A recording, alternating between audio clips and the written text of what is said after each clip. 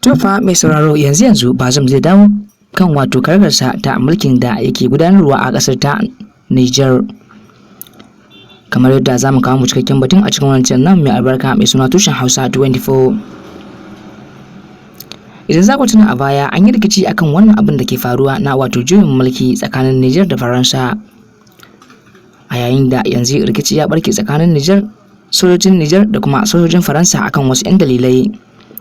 Kamar yadda nan ma za mu kawo cikakken batun a cikin wannan nan mai albarka mai suna Tushen Hausa 24. To amma mai sauraro idan wannan shine zuwan ka na farko kan wannan nan mai albarka mai suna Tushen Hausa 24, muna da buƙatar ka danna mana alamar subscribe kana ka danna mana alamar ta ƙararrawa domin haka shi ne baka damar samun zababban labaran mu ingantattu kuma da zarar mun dora.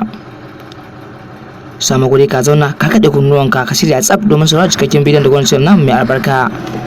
To mai sauraro assalamu alaikum wa rahmatullahi ta'ala wa barakatuhum. Barkanmu da jamarar sake saduwa da mu da ku a cikin wannan rana mai albarka. Labarai da mudumin su kamar dai kullun yadda muka saba kawo muku zafafan labarai. So yau ma burin cin namu na ku mai albarka mai suna Tushen Hausa 24 ya leko zazzafan batun wato rikicin da ya barke a kasar ta Niger bayan yunkurin juyin mulki da aka yi a kasar da kuma sauran batutuwa.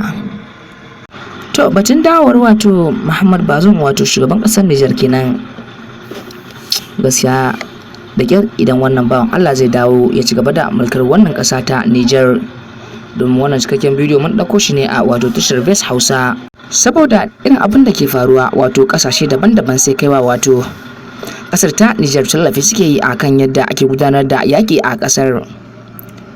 Kowace ƙasa ba ta goyon bayan cewa an juya wato mulki a ƙasar ta Niger.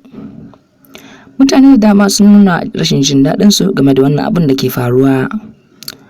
Ya za a yi suna zaman su a wato ƙasar su a zo a ce kuma za a musu abin da bai dace ba ganin cewa ƙaramar ƙasa ce. To mai sauraro a duka nan dai anan zamu dakata da cikakken batun. Kar ka manta da danna mana alamar subscribe kana ka danna mana alamar ta ƙararrawa.